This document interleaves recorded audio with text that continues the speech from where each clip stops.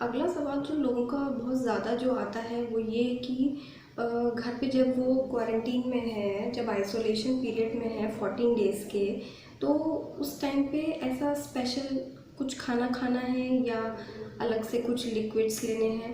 तो बिल्कुल, लिक्विड्स में आपको हॉट फ्लूइड्स जितना हो सके ज़्यादा से ज़्यादा पानी पीजिए, गर्म पानी जितना हो सके, जिसमें अदरक, गिलोय, नींबू, तुलसी, जितने भी अवेलेबल घर में आइटम्स हो सकते हैं, जितनी भी जड़ी बूटियाँ होती हैं, वो आप ऑब्वियसली गर्म पानी करके, नींबू जितना हो सके कोशिश करिए उसको आप ज़रूर, क्योंकि नींबू में विटामिन सी की मात्रा बहुत ज़्यादा होती है, तो वो आपकी इम्यूनिटी के लिए ऑब्वियसली बूस्टअप की तरह काम करेगा। खाने में ये है कि नॉर्मल बेसिक घर का खाना जैसे आप खा सकते हैं, बाहर का तो खैर बिल्कुल खाना ही नहीं है। नॉर्मल घर का खाना जो आप खाते हैं वही खाइए, हेल्दी खाना, सैलड्स, दाल रोटी सब्जी, जो भी नॉर्मल खाना होता है वही खाना है। हाँ, लेकिन कोशिश जितना हो सके करिए कि पानी ज़्यादा पीना है, हॉट लिक्विड्स ज़्यादा लेने हैं, क्योंकि गले में खराश अगर हो रही है या खांसी हो रही है, ये उसको ठीक करेगा, प्लस आपकी इम्यूनिटी को भी बढ़ाएगा।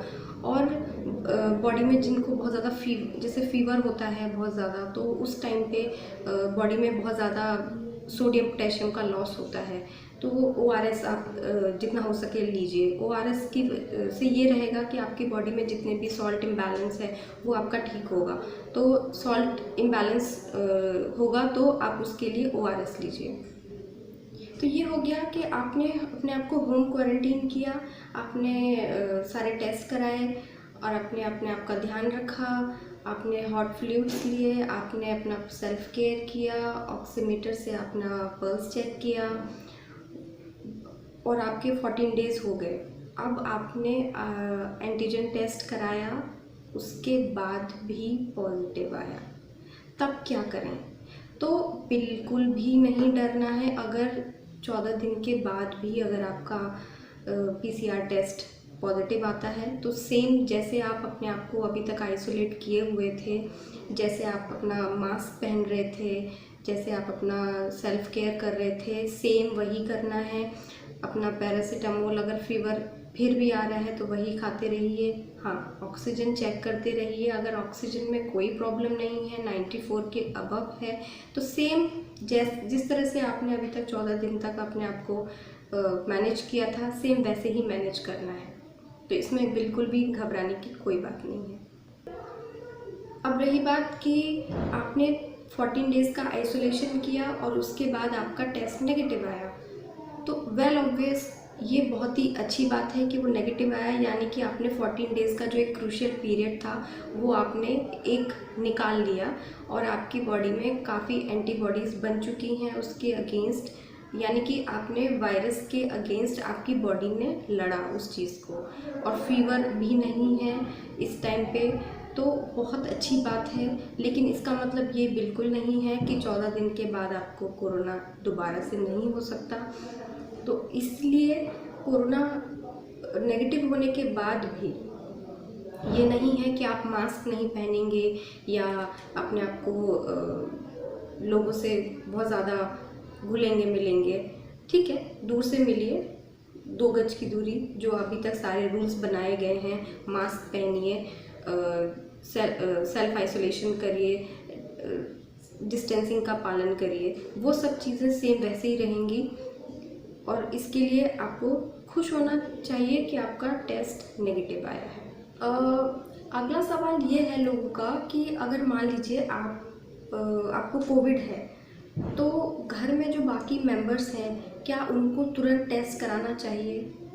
तो इसका सीधा सीधा जवाब है अभी तो कि सबके लिए एकदम इम्पॉर्टेंट एकदम से नहीं है। पहले अपने आप को, फैमिली मेम्बर्स को आप देखें 3 दिन तक, कि अगर फीवर बहुत ज़्यादा है, वही 3 दिन तक अगर कंटिन्यूस फीवर आ रहा है, जो सिर्फ पैरासीटामोल खा रहे हैं उसके तब तक वो ठीक हो जाता है और उसके बाद वो फिर कंटिन्यू हो रहा है, तो 3 दिन तक आप कंटिन्यूस मॉनिटर करिए।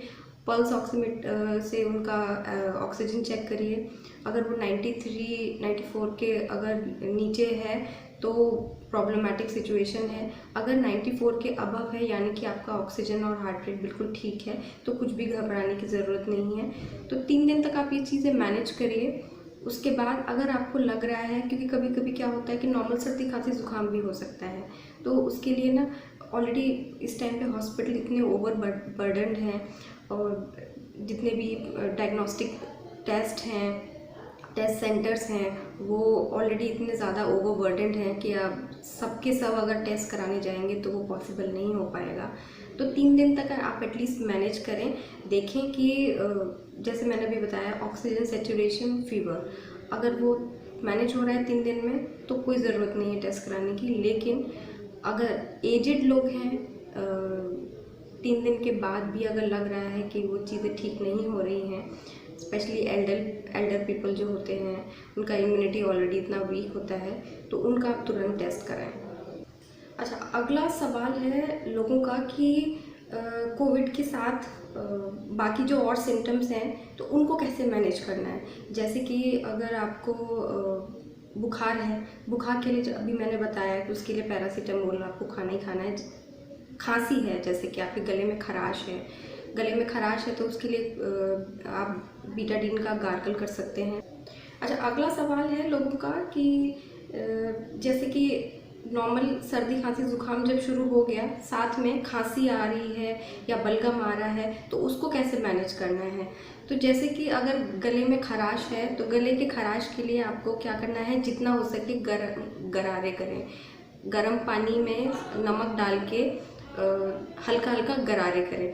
अगर हो सके बहुत ज़्यादा अगर ये कॉफिंग हो रहा है, बहुत ज़्यादा गला बैठा हुआ है, तो आप बीटाडीन ये आपको फार्मेसी पे मिल जाएगा। बीटाडीन को थोड़ा सा ये पी के हल्का सा पानी में डाल के उसको और हल्का हल्का बहुत डाइल्यूट फॉर्म में करना है आपको गरारे। उससे क्या है, जितना भी आपके गले में जितना भी बैक्टीरियल ओवरलोड है या सेकेंडरी इन्फेक्शन अगर हो सकता है तो उससे आपको बचाएगा। दूसरा, अगर सूखी खांसी अगर आपको आ रही है तो कुछ नहीं, कोई टेंशन की बात नहीं है। आप सिप्ला की एक मॉन्टेयर एलसी की टैबलेट आती है, वो एक गोली खाना खाने के बाद 3 दिन रेगुलर खाइए।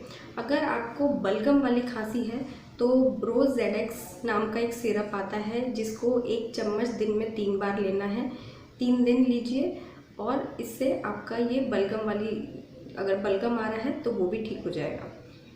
अगला जो कन्फ्यूजन है लोगों को वो ये है कि वो ये सोचते हैं कि अगर कोरोना के लिए अगर वो कोई अभी स्पेसिफिक जो टैबलेट दी जाती हैं वो खा रहे हैं, तो उसके साथ वो जो उनका पुराना जो भी कोई ट्रीटमेंट चल रहा होता है, जैसे कि डायबिटीज़ या ब्लड प्रेशर या डिप्रेशन या कोई भी XYZ जो वो पहले से दवा खा रहे हैं, वो उनको बंद कर देते हैं।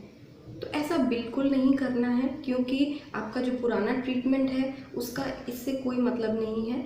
वो आपका बॉडी की रिक्वायरमेंट है, वो आपकी ज़रूरत है। जो भी आपको पहले से बीमारियां हैं उसके लिए आप रेगुलर दवा खा रहे हैं, तो उसकी जो टैबलेट्स चल रही हैं आपकी, उसको बिल्कुल भी बंद नहीं करना है। वो आपका एज इट इज़ कंटिन्यू रहेगा। और प्लस आप एक बार अपने डॉक्टर से सलाह ज़रूर लें कि ये अगर मैं टैबलेट स्टार्ट किया है, जितने भी कोरोना में जो अभी टैबलेट्स दिए जाते हैं उसके साथ ये वाला कोई भी अगर पुराना जो ड्रग है वो आपका चल रहा है, तो प्लीज़ अपने डॉक्टर से ज़रूर कंसल्ट करें। तो जनरली तो दवा अपनी कोई बंद नहीं करनी है, फिर भी अगर आपको लगे कोई कन्फ्यूजन है तो आप प्लीज़ अपने जिनसे आपका पहले से ट्रीटमेंट चल रहा है आप उनसे एक बार ज़रूर कंसल्ट करें।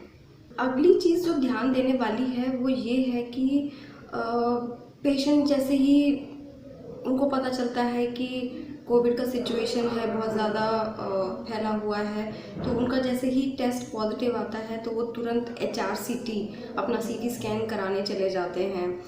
डायग्नोस्टिक सेंटर्स के बाहर लंबी लंबी लाइन लगा रहे हैं और फार्मासिस्ट के पास अपने आप आइवरमेक्टिन, एजिथ्रोमाइसिन और रेमडेसिविर टैबलेट्स के लिए डिमांड कर रहे हैं, बहुत ज़्यादा अपने आप दवाइयाँ लेके आते हैं।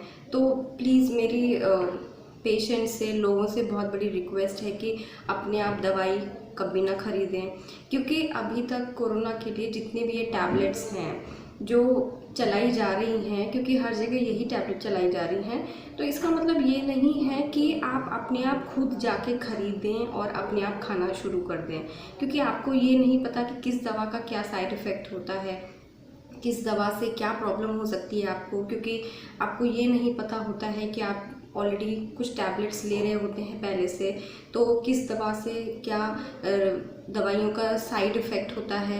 क्योंकि होता क्या है कि ऑलरेडी जैसे पहले से आप अगर कोई टैबलेट ले रहे हैं और आप बिना डॉक्टर से पूछे अपने आप रेमडेसिविर और या एजिथ्रोमाइसिन या जो भी स्टेरॉयड हैं वो अपने आप खरीद के खाना शुरू कर देते हैं। आपको ऑलरेडी पहले से जो प्रॉब्लम है, दूसरा आपने अपने आप दवाई खरीद के खाना शुरू कर दिया, उसके और अलग से साइड इफ़ेक्ट हो जाते हैं। तो कभी कभी सिचुएशन कोविड की वजह से ना होते हुए इन दवाइयों की वजह से ज़्यादा सीवियर हो सकती है। तो प्लीज़ अपने आप HRCT कराने ना पहुंच जाएं, क्योंकि ज़रूरी नहीं है कि आपको CT स्कैन पे जाके अपना चेस्ट में जो कंसोलिडेशंस हैं जो कोविड की वजह से होते हैं वो तब किए जाते हैं जब बहुत ज़्यादा जिस पेशेंट की हालत बहुत ख़राब है या जिनका पल्स ऑक्सीजन सेचुरेशन जो है 90 के नीचे गिर जाता है, तो डॉक्टर ऑलरेडी जो ट्रीट कर रहा होगा वो ऑलरेडी HRCT एडवाइस करेगा उस टाइम पे जब आपकी ऑक्सीजन लेवल 90 से कम है। तो जब आप ऑलरेडी नॉर्मल हैं, जब आपको सिर्फ कोविड पॉजिटिव आए हो लेकिन आपका ऑक्सीजन सेचुरेशन नॉर्मल है, तब आपको उस टाइम पे ज़रूरत नहीं है अपने आप CT स्कैन कराने की या अपने आप दवाइयाँ करने की। तो ये रिक्वेस्ट है मेरी कि कभी अपने आप इलाज ना करें। बेटर है कि आप डॉक्टर के पास जाएं, वो अगर आपको मेंशन कर रहे हैं तो वो सोच समझ के दवा लिखेंगे आपको कि उस दवा की आपको वाकई में ज़रूरत है या नहीं। दूसरी चीज़ ये कि ये जो दवाइयाँ डॉक्टर्स चला रहे हैं, किसी भी दवा का प्रूवन रोल नहीं है कोरोना के लिए, कोविड में। ये इसलिए भी चलाया जाता है कि कभी कभी देखा गया था कि आइवरमेक्टिन और हाइड्रोक्लोरोक्विन दोनों मिला के इफ़ेक्टिव होता था पेशेंट्स में, कोविड पेशेंट्स में। या ऐसा भी हुआ था कि जिन लोगों में दवा चलाई गई तो उससे उनको थोड़ा रिलीफ हुआ, बट हार्ड एंड फास्ट 100% ये ऐसा प्रूवन नहीं है कहीं पर भी कि आइवरमेक्टिन से या एजिथ्रोमाइसिन से या रेमडेसिविर से प्रॉपर ट्रीटमेंट होता है कोविड का। ये एडिशनली इसलिए चलाई जाती हैं क्योंकि ताकि सिचुएशन और वर्स्ट ना हो, एटलीस्ट कुछ चीज़ें मैनेज हो जाएं, पेशेंट की जान बचाई जा सके। या सेकेंडरी बैक्टीरियल इन्फेक्शन अगर गले में हो रहा है तो उसके लिए एजिथ्रोमाइसिन चलाई जाती है। या रेस्पिरेटरी इन्फेक्शन हो रहा है जो सेकेंडरी लग जाता है बैक्टीरियल इन्फेक्शन, तो ये उस पर काम करता है। प्लस एजिथ्रोमाइसिन के, रेमडेसिविर के और ये सब के ऑलरेडी इतने साइड इफ़ेक्ट होते हैं कि ये दवाइयाँ बिना डॉक्टर की निगरानी में कभी नहीं चलानी चाहिए। डॉक्टर जब बोलेंगे कि उनको लग रहा है, जब उन्होंने प्रिस्क्राइब किया है तभी वो ट्रीटमेंट चलेगा, अदरवाइज़ अपने आप ट्रीटमेंट ना करें प्लीज़, इट्स अ रिक्वेस्ट।